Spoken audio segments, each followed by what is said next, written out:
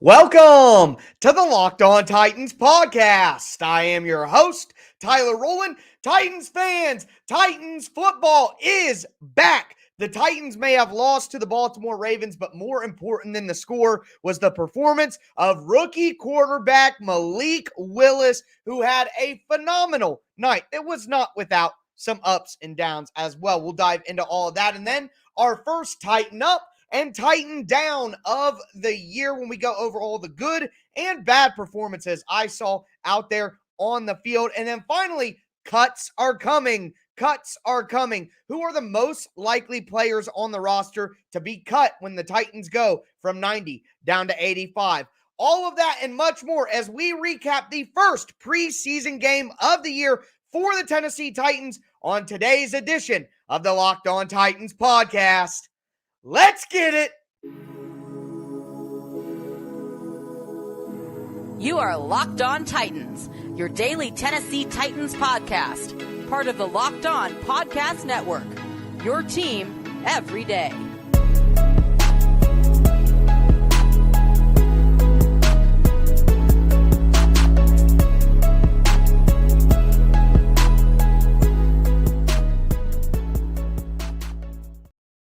Let's go, Titans fans. Football is back. I know the Titans didn't win the game as they lose to Baltimore 23-10, but you can't tell me you didn't have a great time watching our boys play ball. I'm excited to dive into everything from the preseason game. We got to talk about the performance of Titans rookie quarterback Malik Willis. Before I dive into it, I want to thank you guys for making the Locked On Titans podcast your first listen every day. If this is your first ever listen to the Locked On Titans podcast, make sure you subscribe on whatever platform that you do stream. I'm going to be putting out daily, Monday through Friday, Tennessee Titans content for free on all platforms all year long. Your team every day here on the Locked On Titans podcast. So make sure you subscribe. Check out the Locked On Titans YouTube channel. Subscribe there. Smash the notification bell. We got 80 people watching live right now. Throw a thumbs up on the video. It's free after all, and it goes a long way to help supporting the channel. You can follow me on Twitter at TicTac Titans. Follow the show Facebook page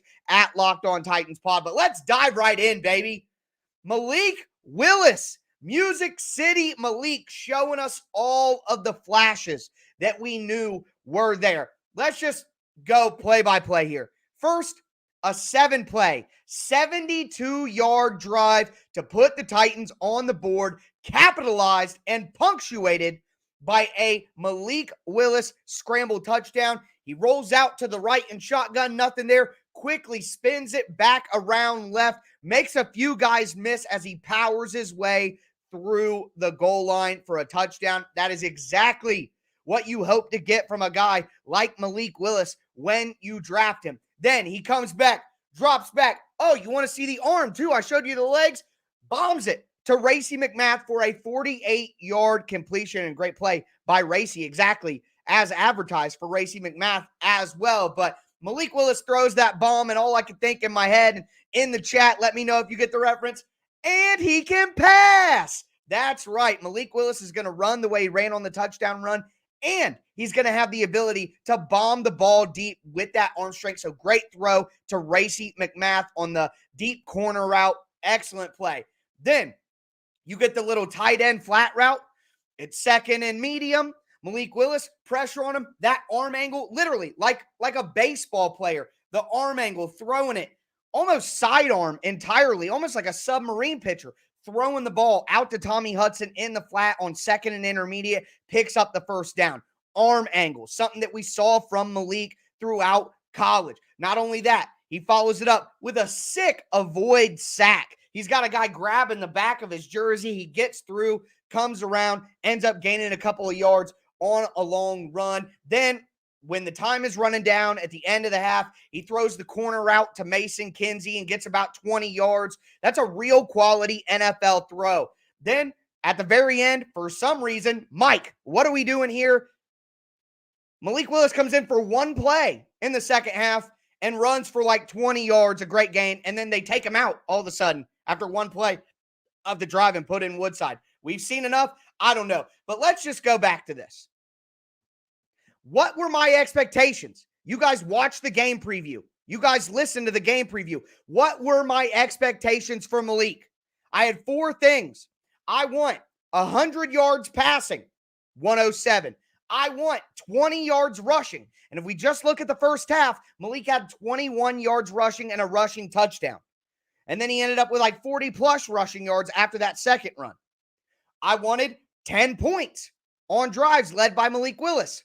He had 2 3-and-outs and a fumble to start and still put the 10 points up on the board. Not only that, but the biggest thing was the operation.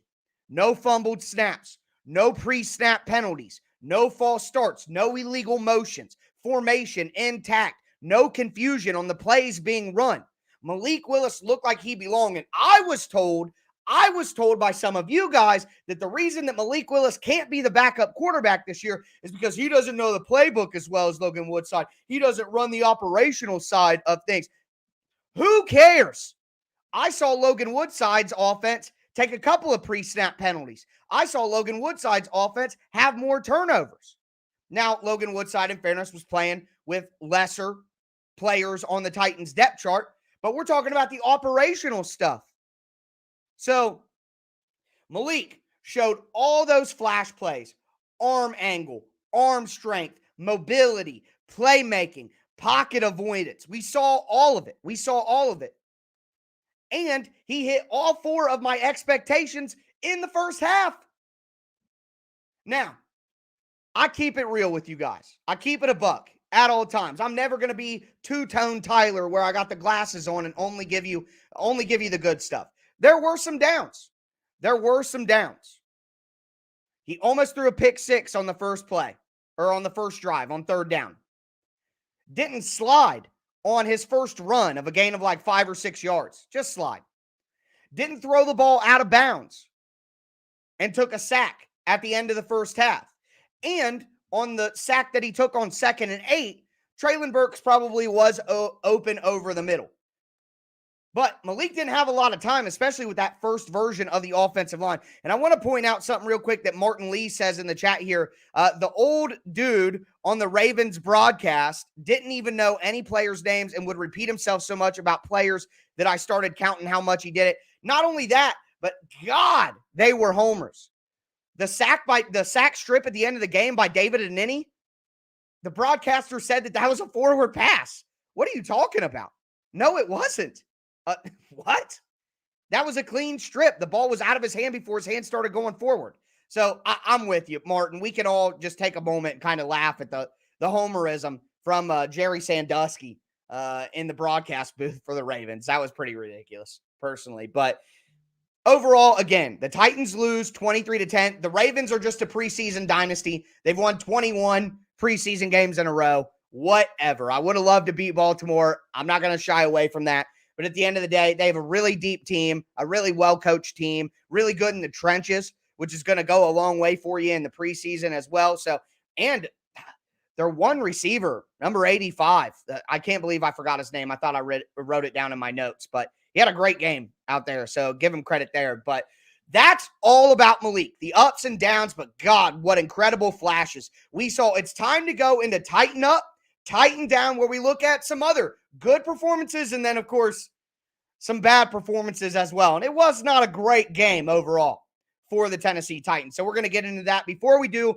want to tell you guys about betonline.net, the fastest and easiest way to check in on all your betting needs. You can find all your favorite sports and events at the #1 online source for odds, lines, and games. They got info on everything from the MLB to NFL to NBA to NHL to combat sports, esports, even golf. BetOnline continues to be a top online resource for all your sports wagering information. They have live in-game betting. They have score updates, everything to have you covered. Head to BetOnline today or use your mobile device to learn more about all the trends and all the action. BetOnline, where the game starts.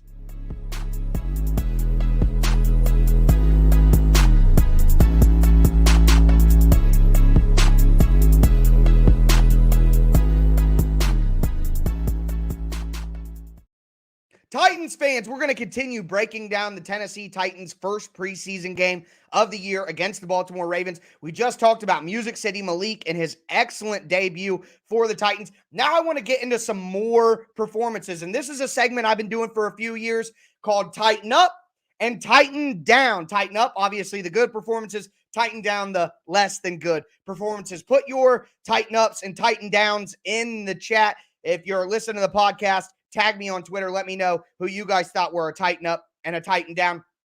I like to start with the Tighten Ups after a performance like that where everybody is so hyped. Number one, obviously, Malik Willis, but we just talked all about his performance. So I want to get into some other guys in the Tighten Ups. Before I do, want to thank you guys again for making the Locked On Titans podcast your first listen every day. Make sure you subscribe on whatever platform you do stream. Free, daily Tennessee Titans podcast content all year round. I mean, what more do you want? So subscribe today. Stay locked in with me throughout the entire season. But number one, and I saw somebody put it in the chat, Daniel Reed, you're dang right. My first Tighten Up of the night that I want to get to is Racey McMath. Not only did Racey McMath check the box he needed to, what has everybody said about Racey McMath all throughout training camp, guys? He is a deep threat that is emerging in camp. Deep threat with his size and speed.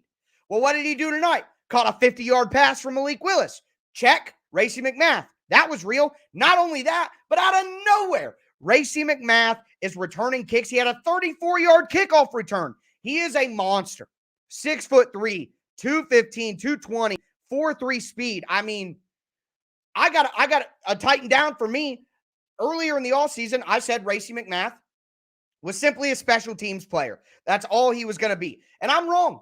I was wrong about Racey McMath. That's a Tighten Down for me. He has proven that he has receiving chops in a way that can help this team. You add in the value on special teams, like I've been saying for a week, Racey McMath is a lock to make the roster. Write it in Sharpie. Boom. Done. Next, Nicholas Petit-Ferrer.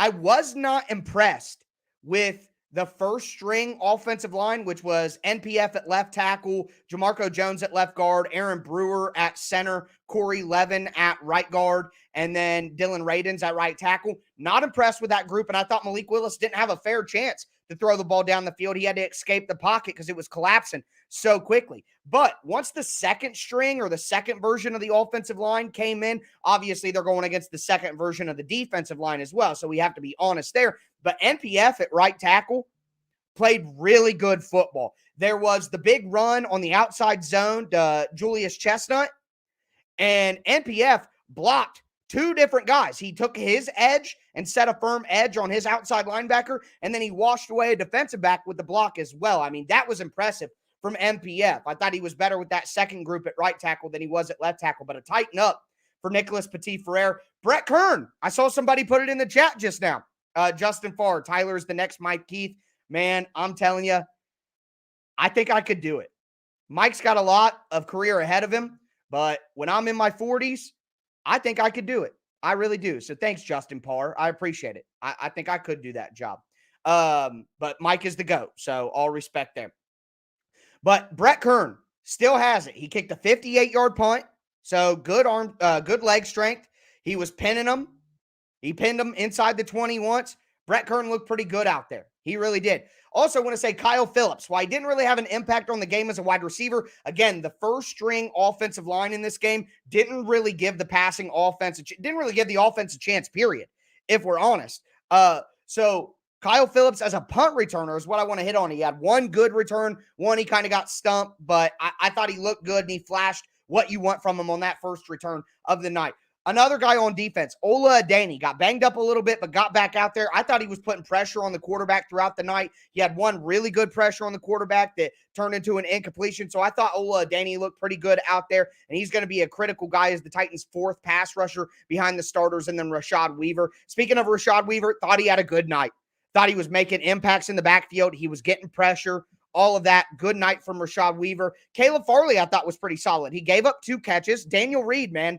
We're in lockstep on this one. Caleb Farley is my next one. Although Caleb Farley gave up 2 catches, one of them I wasn't real happy about, but it was a tough one on the sideline. The second catch that he gave up, he instantly came up, wrapped up, and made a tackle, and it was only about a 5-yard gain. So Farley got a couple extra series than Christian Fulton, but in comparison to the other cornerbacks, especially Chris Jackson, I thought Farley had a pretty good night. He needs reps, guys. He's a converted wide receiver. I saw somebody tweet out, I think it was Mike Herndon. He tweeted out that Caleb Farley's only played like 29 games as a cornerback. I mean, he needs the reps. I thought he did pretty solid tonight, even though against lower competition. I thought some of the interior defensive linemen, Naquan Jones, Kevin Strong, Deshaun Hand had a very good day. So I thought some of those interior defensive linemen in the first early wave did a pretty good job. We'll talk about who let down in run defense in a second. I also thought Shakur Brown did a pretty good job playing physical, good defense, almost had an interception.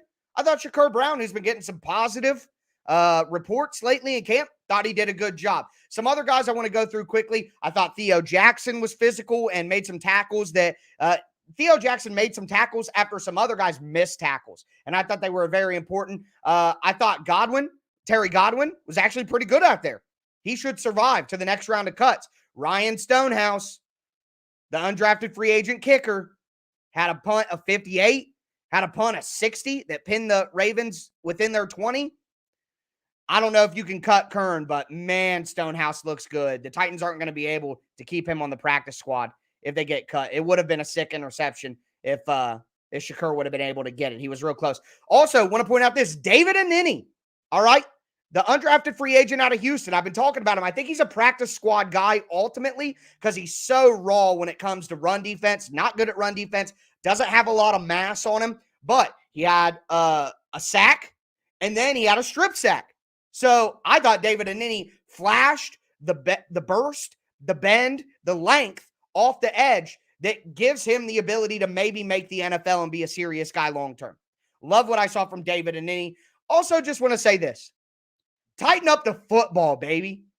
I mean, just take a step. We're all in the weeds. Who played good? Who played bad? What does this mean? Blah, blah, blah. But at the end of the day, football is back. God, it felt good to watch a football game. I've told people my whole life, I didn't go to church on Sundays. I went to the football field.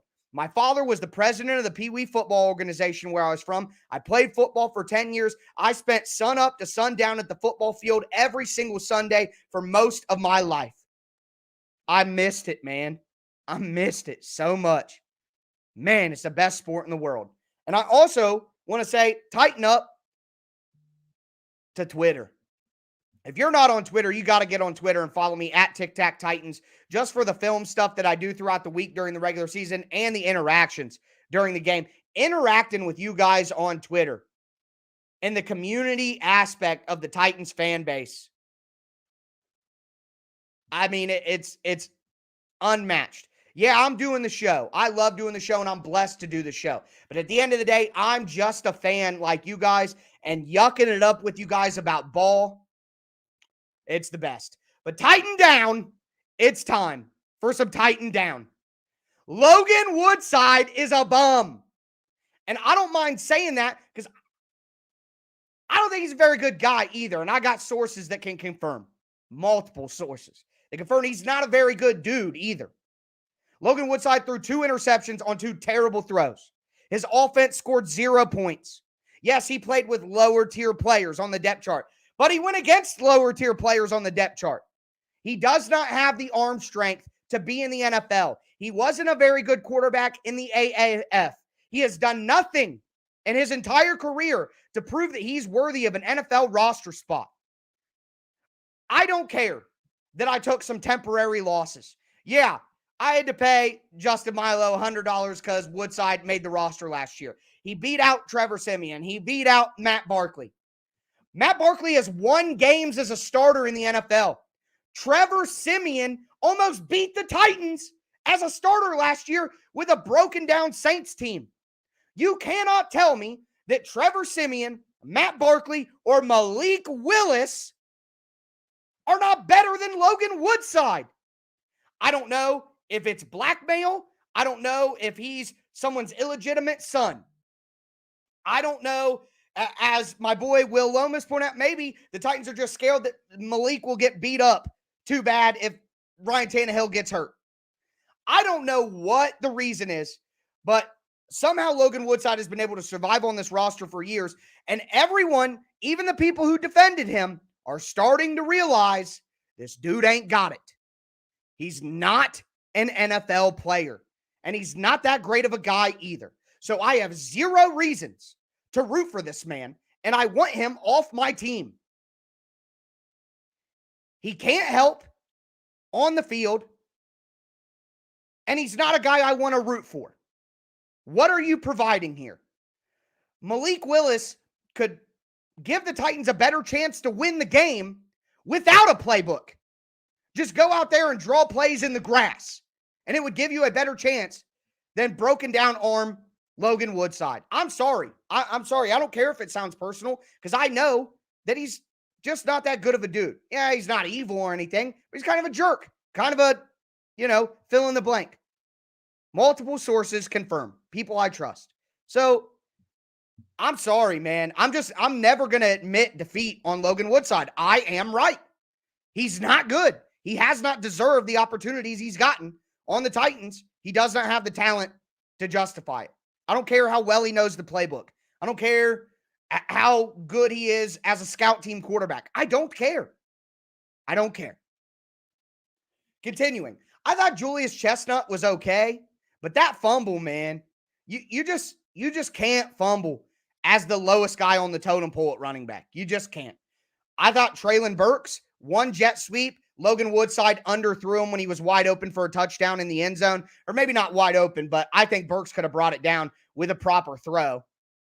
But of course, Burks was kind of non-existent. They didn't do enough to get him manufactured touches. A.J. Moore, while he showed some physicality, stopping in the run early, missed some tackles, not good in coverage, got juked out of his shoes by Isaiah Likely, the rookie tight end, who I liked pre-draft. He can't block a lick, but I do like Isaiah Likely. Haskins, Daniel, this is the first one we disagree about. Haskins did well catching the ball out of the backfield. I just think they didn't want to run him too much.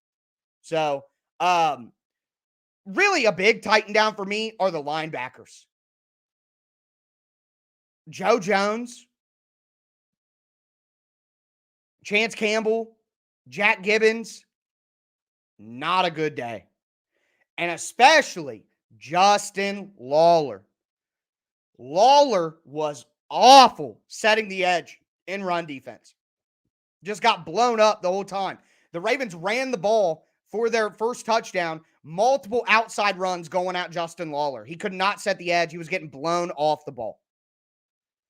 Joe Jones was getting hemmed inside on outside runs. The Ravens were just pulling guys to the perimeter, knowing that their outside guys could blow Lawler and Jones and hem them in, and their pullers would have free reign on defensive backs. And the defensive backs actually played with some physicality to stop some of those runs.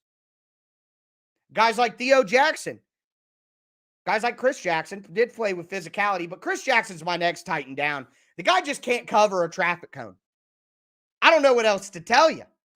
Yeah, he works hard. Yeah, he's willing to be physical. He'll get off blocks and attack the line of scrimmage and run defense. He'll play hard on special teams. But the guy simply can't cover. I see some people in the chat saying thoughts on Roquan Smith. Guys, you don't pay heavy money for inside linebackers in today's NFL. You simply don't. Yeah, Lawler also got the holding call on the big kickoff return. Lawler was awful. Look, the Titans don't need Roquan Smith. He's going to be too expensive. They have Cunningham. They have David Long. They need depth at linebacker right now. I think the linebackers outside and inside really need depth. Titans are thin there. But, I mean, for me, either way, Lawler, Jones, Campbell, Gibbons, a terrible night, in my opinion. Christian DeLauro, I've been kind of pumping him up a little bit. Can't cover a mattress. Yeah, Chris Jackson. Just so bad. He got hurt, so I feel bad, but he's had like 2 or 3 good performances in his entire career, and every other performance has been god-awful. Christian DeLauro didn't think was very good tonight at left tackle. Tommy Hudson, hurt again. You feel bad for the guy, but at some point, I mean, what are you going to do? The guy just cannot stay healthy. Some people's bodies just can't hold up for NFL football. They just can't. Hudson looks like he could be just as good as Jeff Swaim. Chikakonkwo, I don't have him tighten up or tighten down. He just kind of didn't do much, but I don't think it was his fault either. So a tighten down for Hudson. Tighten down for Mike Vrabel on putting Malik in for one play in the second half. He gets a sweet long run, and then he takes him out and puts Woodside in. What is that? Why even put him in for one play if that's what you're going to do? Yeah, and a tighten down overall for the offensive line. Other than that stint where I said the second version of the offensive line with MPF at right tackle, other than that, which resulted in the scoring drives in the second quarter, other than that version of the offensive line, I thought the offensive line wasn't very good. So a major tighten down for the offensive line and a tighten down for the linebackers. That's my big tighten downs there. But that's going to do it for Tighten Up and Tighten Down, a long extended Tighten Up and Tighten Down because we're having so much fun. What I want to talk about next is who's going to get cut now. The Titans have to cut 5 people and go down from 90 to 85 for next week for joint practices against the Buccaneers and then the preseason game against the Buccaneers on Saturday night. Who is most likely to be the next 5 guys cut? We're going to talk about that and just kind of put a bow on today's game recap. I appreciate all you guys tuning in. Make sure that you make the Locked On Titans podcast your first listen every day. Locked On Titans, your team every day.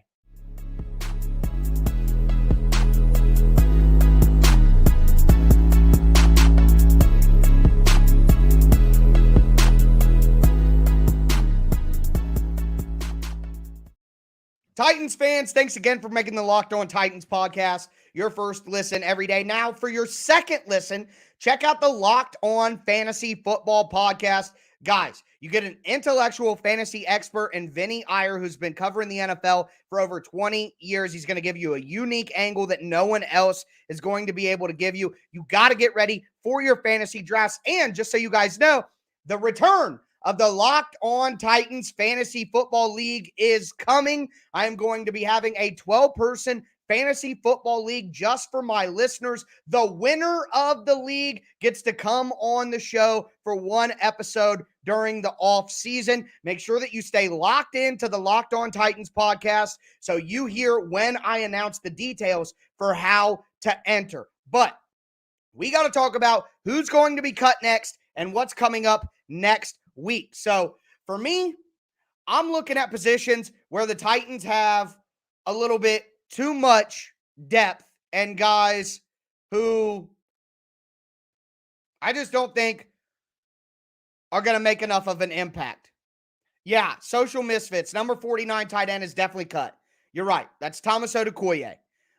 So let's do this. Number 1, it's going to be one person between Hayden Howerton and Xavier Newman. Those guys didn't play very well. Numbers, they're both interior offensive linemen. They're going to keep one of them just for numbers purposes, but one of them is going to be cut. I couldn't tell you. I don't think either of them played very well. Next, there are too many wide receivers. The Titans don't need as many wide receivers as they have. Brandon Lewis, sorry, man. It seems like it's time to go. Andrew Ripsich on the offensive line. Again, the Titans just have too many offensive linemen, and as we get further into the preseason here, the Titans are going to need to get more reps for their real starters on the offensive line, which takes away opportunities for the backup offensive linemen. There's less need for that many bodies. So I think ultimately 2 offensive linemen do get cut. It's going to be one of Howerton and Newman, and then probably Rupsich. Then so Brandon Lewis at wide receiver, Andrew Rupsich at offensive line, one of Howerton and Newman at offensive line. Then, yes, the tight end, Thomas Odukoye. Yeah, he's just not fit for the NFL right now. I hope he gets better, but yeah, just not there. Also, Sam Okwenanu, the defensive tackle. Sorry, I just don't see him as an NFL player. And then finally, Terrell Bonds, the cornerback, brought in late into camp. I thought he was awful tonight. I didn't even put him in the Titan Downs because, I mean, he's not going to be around very long. So Terrell Bonds. So to wrap that up, Terrell Bonds at cornerback, Sam Okwenonu at defensive tackle, Thomas Odukoye at tight end, Andrew Ripsich at offensive line, and then Brandon Lewis. That's 5 right there who I would cut, but I also think one of Howardson and Newman is probably going to get cut. So could be, I gave you 6 or 7 options there. 5 of those guys I don't think are going to make it past the cuts down to 85. Last few things here that I want to hit on is the Titans next week, joint practices against the Tampa Bay Buccaneers. No Tom Brady, which is unfortunate because, iron sharpens iron, all that stuff. You want the Titans to be able to go up against Brady. It's only going to make them better. But either way, the Buccaneers have a very good roster. And I think it's still going to be good practice for the Titans. And one thing you guys got to realize is joint practices are often more impactful in terms of getting ready for the season than the preseason games themselves. So look forward to that. But hopefully the Titans could get like Elijah Molden, Monty Rice, Amani Hooker, Roger McCreary back in the fold here. Would like to see them get back on the practice field at some point. Starting to get a little concerned about Elijah Molden and McCreary. Didn't practice the last practice and then didn't play. So you hope that he's up to stuff because obviously they're going to rely on him quite a bit. But man, it felt so good to have Titans football back in our lives. That's going to do it for me tonight, though, guys. A lot of you guys watching, a lot of you guys listening. Thank you so much. I'm so excited for another season. Again, free Monday through Friday, daily Tennessee Titans content on all platforms. Your team every day. Make sure you subscribe. Appreciate all you guys. Tighten up. That's going to do it for me today, folks. As always, I am your host, Tyler Rowland, and this was Locked On Titans.